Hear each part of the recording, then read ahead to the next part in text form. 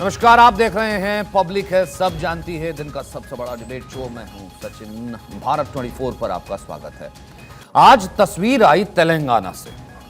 तेलंगाना में परीक्षा केंद्रों में प्रवेश के दौरान हिंदू और मुस्लिम महिलाओं के साथ धार्मिक भेदभाव देखने को मिला।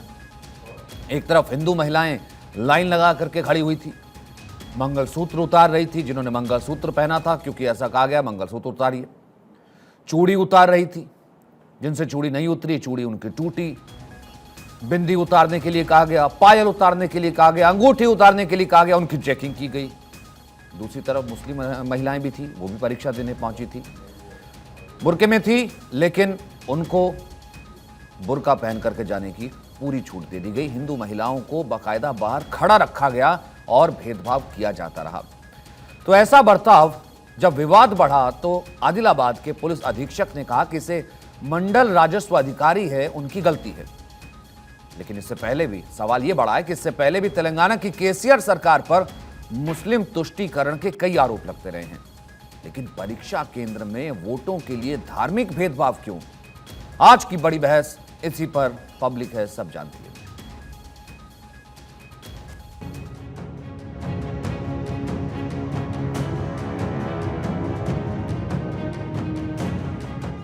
Whereas there is claims and allegations that ladies were asked to remove their Mangalsutras. Now, you can't have this kind of discrimination happening at the gate of an examination because the institution and the examination is not religious by any nature.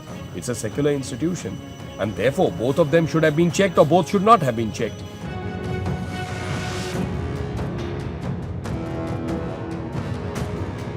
You can't have a situation where one set of people are checked and the other are not and discriminated against, obviously. Telangana government will have to look into it and come out clean with a statement, and the officials will also have to explain why they resorted to this kind of discrimination.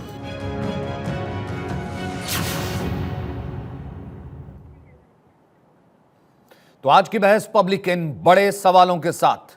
Burke में entry, चूड़ी बिंदी पर ban क्यों? दूसरा बड़ा सवाल, केसीआर का क्या यह मुस्लिम तुष्टीकरण है?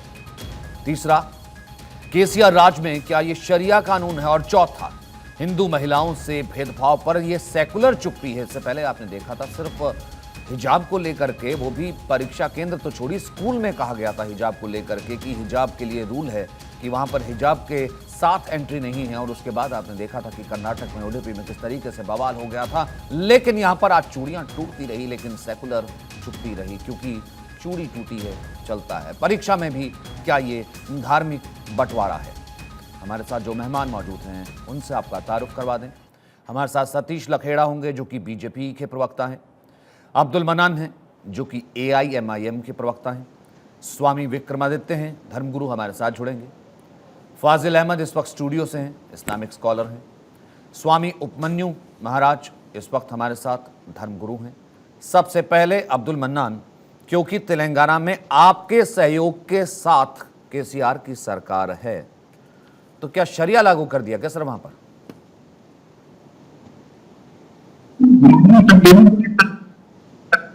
है और ये है कि हमारे जैसे लोग जो ना एक बनाया है किसी की आजादी पर इस तरह है कि आप जो ये पहनोगे, ये सारे मुद्दे आखिर आए कहां क्या आए थे ना सर? आपके ऑडियो में दिक्कत आई, जरा दोबारा से शुरू कीजिए। मैं शुरुआत के कुछ 2 लफ्ज सुन नहीं पाया, दर्शक भी नहीं सुन पाए दरअसल।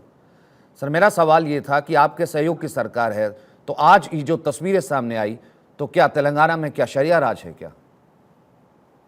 तेलंगाना में शरिया राज, क्या राज चलेगी? ना हिंदू राज, सेकुलर गैंग चुप है, धर्म। अरे सारे मुद्दा तो संप्रदाय गैंग कहाँ की रहने वाली? गैंग तो कर्नाटक से आई। सबसे पहले कहा कि जो है लगाएंगे 17 बच्चियों को देने दिया, 17,000 बच्चियों का अधिकार है ऐसी राजनीति पर, सांप्रदायिकता पर देश में पैदा किया है।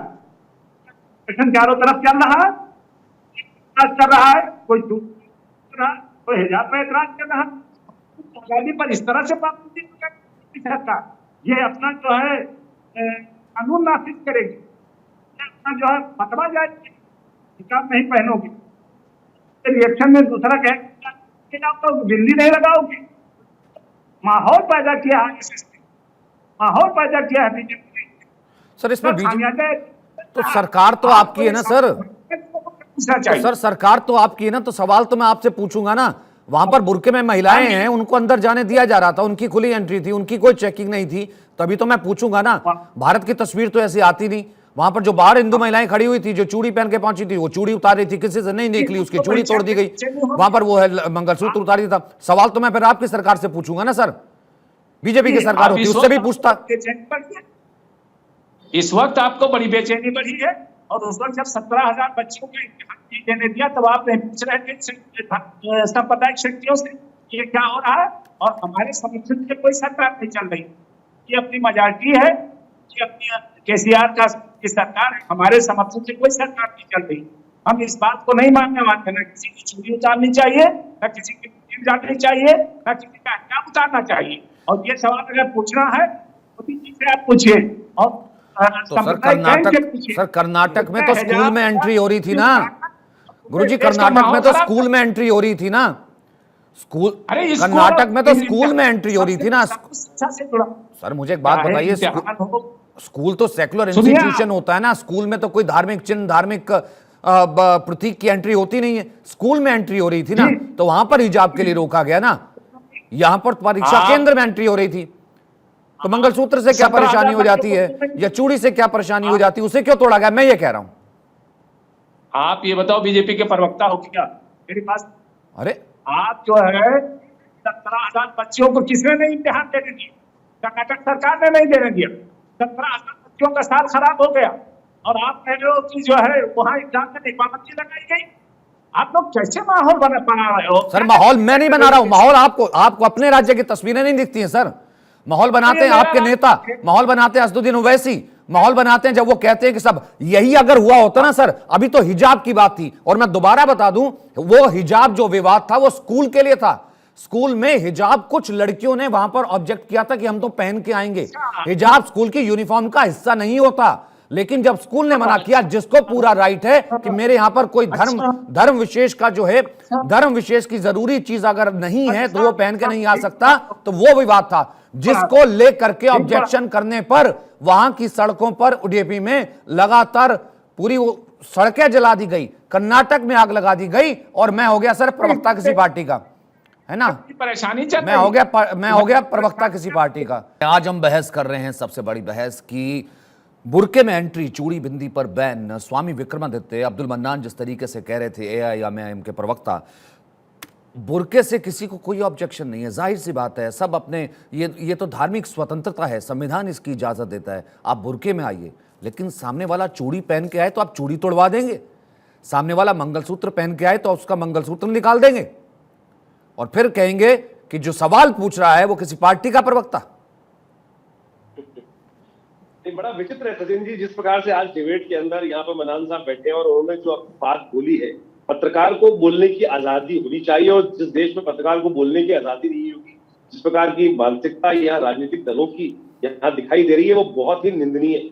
और जो घटना वहां पर आज घटी है तेलंगाना के अंदर, वो साफ साफ बच्चों के मन में कैसी हीन भावना उत्पन्न करेगी। सोचे कि आपके सामने दूसरा बच्चा खुलेआम अपने धर्म के अनुसार से जा रहा है, उसकी कोई चेकिंग नहीं हो रही है, लेकिन हिंदू लड़कियां जा रही हैं, उनकी चूड़ियां उतरवाई जा रही है, पाजेब उतरवाई जा रही है, यानी पैर के पाजेब उतरवा रहे हैं, कान की इयररिंग्स उतरवा रहे हैं, मंगलसूत्र उतरवा रहे हैं। क्या करना चाहते हैं? क्या हिंदुओं को जीने का अधिकार नहीं है?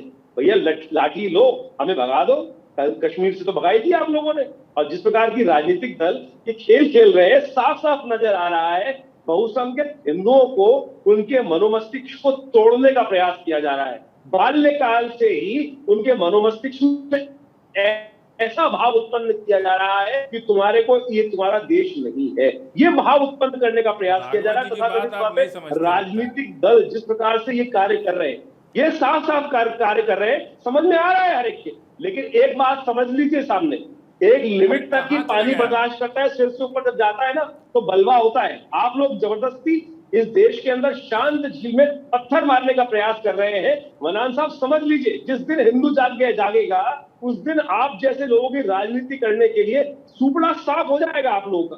कांग्रेस ने यही किया था, ये धमकी दे रहे हो में, उसके बाद 2019 में यही किया गया है, सुपड़ा साफ कर दिया गया। भाजपा के कार्यकर्ता साधु बना के बैठा लेते हो। समझा रहे हैं आपको, राजनीतिक टीवी चैनल में बैठकर और राजनीतिक दल की व्यक्ति है, यहाँ बदतमीजी ना करे। मैं जनता का आम आदमी हूँ, मैं बोल सकता हूँ आपको। और आप ये गुंडागर्दी करेंगे तो उठा के फेंक दिए जाइए। साथ साथ सुनिए, बैठी गुंडागर्दी करने के लिए भाजपा के कार्यकर्ता बन के बोलते हो आप लोग। समझा रहे हैं आपको हम लोग। अरे यार धमकी उनकी मत दो, अरे बदतमीजी मत धमकी पर, धमकी मत दो। अरे कहाँ से बुलाना है यार इनको? नहीं ऐसा कहाँ से बुलाना? भाषा संयमित रखिए। देखिए ऐसा है, अब्दुल मन्नान वो एक साधु हैं, अब्दुल मन्नान वो एक साधु हैं, आप उन्हें उन बीजेपी का कह रहे हैं, अरे तो उनको गुस्सा साधु आएगा को बिठाओ ना, हम नहीं करते थे, फिर तुमसे हट जाओ। अरे बदतमीजी कर रहे हो। तो इसका सर्टिफिकेट आपसे लेंगे नहीं, मतलब आपके नहीं, इसका सर्टिफिकेट आपसे लेंगे नहीं। फाजिल अहमद, इसका सर्टिफिकेट आप देंगे? आपके बगल में भी साधु बैठे हैं, इनको कुछ कह रहे क्या? नहीं इनको कुछ कह रहे क्या मतलब है? आप सर्टिफिकेट नहीं, आप सर्टिफिकेट देने वाली अथॉरिटी है, इनका मुकाबला कर लेंगे। आप सर्टिफिकेट देने वाली अथॉरिटी है। आप क्या भाषा बोल रहे हैं? आप देख नहीं आप सर्टिफिकेट देने वाले अथॉरिटी है। एक बार भी आप टोक रहे उनको गुस्सा भी ना आए, स्वामी टोक रहे क्या उनको? क्यों किनको नहीं टोका? क्या किया उन्होंने? मुझे एक बात बताइए। नहीं क्या किया उन्होंने? मुझे एक बात बताइए। इसलिए आपको हम बोल सकते हैं ना, बिल्कुल मुझे एक बात बताइए। आप यहाँ बैठ करके भी अरे भाई स्कूल का नियम है तो मानना पड़ेगा सबको। स्कूल ने उतरवाया है ना, स्कूल का नियम है तो मानना पड़ेगा सबको। एक बार भी टोका आपने? ये स्कूल का नियम नहीं था, वहां पर हिजाब पे बात आई, हिजाब पे बात आई तो कर्नाटक जला दिया। स्कूल का काम है, हिजाब पे बात आई तो कर्नाटक जला दिया। हिजाब पे बात आई तो कर्नाटक जला दिया। स्वामी उपन्यु जी, आप बात कर रहे हैं सवाल अगर हिजाब पे बात आई तो कर्नाटक जला दिया। आज ये कह रहे स्कूल का नियम मानना पड़ेगा। हिंदू की बात मुस्लिम, अरे हिंदू मुसलमान से क्या होना है? भारतीय होने की बात हिंदू मुसलमान से क्या होना है? कभी ये कह लो कि हम भारतीय है। स्कूल ने उतरवाया है, एमआईएम को उतरवा दिया। नहीं तो स्कूल ने उतारा है ना, स्कूल स्कूल ने उतारा है। सरकार भी तो स्कूल ने उतारा तो स्कूल की गलती है ना। स्कूल जब यूनिफॉर्म तय हो गया, अगर उत्तर प्रदेश में स्कूल का नियम है ना, उसमें मुसलमान से क्या मतलब है भाई? उसमें मुसलमान उत्तर प्रदेश में किसने उतरवाया? अगर उत्तर प्रदेश में भाजपा अधिकारी रहा होगा, भाजपा अधिकारी होगा, हिंदू अधिकारी ने उतरवाया। मतलब अरे बुर्का तो पहना हुआ था, हिंदू अधिकारी ने उतरवाया है। अरे बुर्का पहना हुआ था, उतरवाया है, बुर्का कह दिया तो इसका मतलब कौन उतरवाया? नहीं वहां राज करने वाले नपुंसक है क्या? तो ये बताइए कि यहाँ बैठ के बड़ी मर्दानगी की बात कर रहे हैं, वहां क्यों नहीं जा रहे? उत्तर प्रदेश में गड़बड़ हो तो बीजेपी, और वहां गड़बड़ हो सरकार तो बीजेपी कहेंगे। अरे वहां बीजेपी सरकार है उसी को कहेंगे ना, हम समाजवादी पार्टी को बोलेंगे क्या? जिसकी सरकार है उसका नाम लेंगे, तो उसका नाम लीजिए ना। जिसकी सरकार है उसका नाम लेंगे ना। किसका? बीजेपी की सरकार सरकार से नहीं क्या है। मतलब? वहाँ स्कूल का नियम है, सरकार का नियम था। तो सरकार कर्नाटक और हैदराबाद अलग है। सरकार का नियम था तो सरकार नियम से चले ना, उसमें आरोप बीजेपी को तो जाइए ना सुप्रीम कोर्ट। आपको तकलीफ क्या है? सबसे बड़ी बात जिसको है, तकलीफ थी वो सुप्रीम कोर्ट तक एक गया, जा रहा अभी।